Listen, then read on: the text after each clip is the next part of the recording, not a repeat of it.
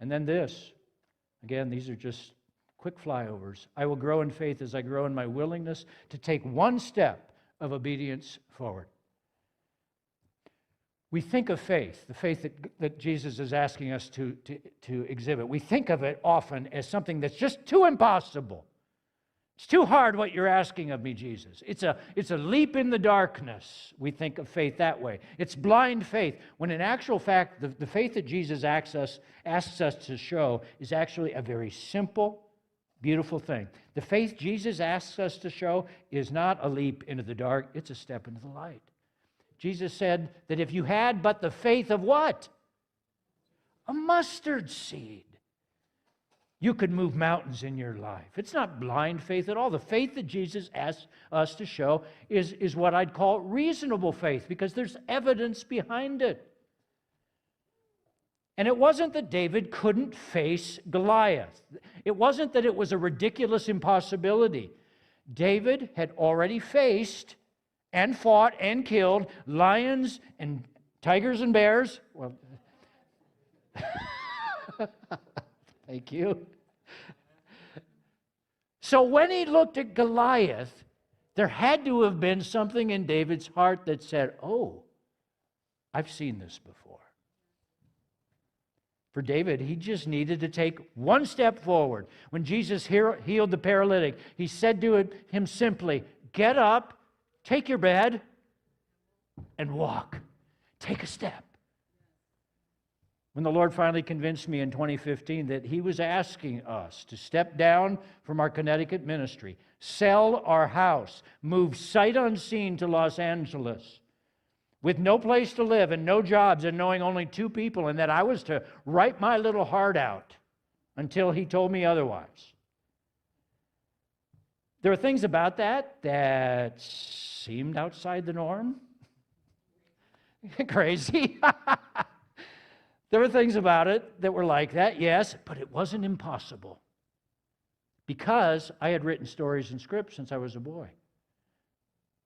I knew I could write, and that I would write if given the time. The church gave me a 3-month sabbatical a few years before. You know what I did? I wrote a book. It wasn't impossible. I just needed to take a step.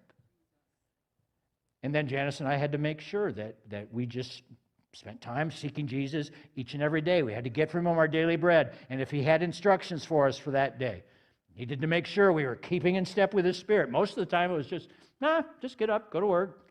Get up, right, That's what it was like. But just taking one more step, one after the other. That's why it's a relationship. That's why we call it a journey with Jesus. That's Christianity.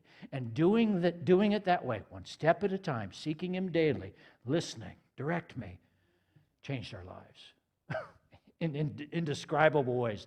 The day came when we were on the set of Captain Marvel, because we were doing background acting, and there I was with Brie Larson right in front of me, looking at me, and we were having an intergalactic stare down.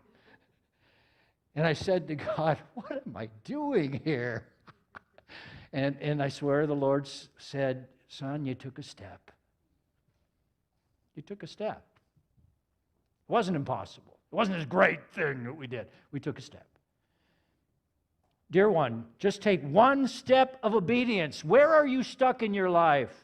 Are you stuck in grief? Then take a step out of it. One step. One day where you declare a moratorium on feeling sorry for yourself, and you just live. One day, one step. Are you stuck in addiction? One day where you put that aside and you say with the Apostle Paul, I will not be mastered by anything. Are you stuck in hopelessness? Give yourself one day, one step to feel joy again. In bitterness and fear and anxiety, this is the way out of it. Jesus can lead you to greater peace, greater joy. But you have to take one step. And you probably already know what that step is that you need to take, because I'm willing to bet that Jesus has already told you what it is.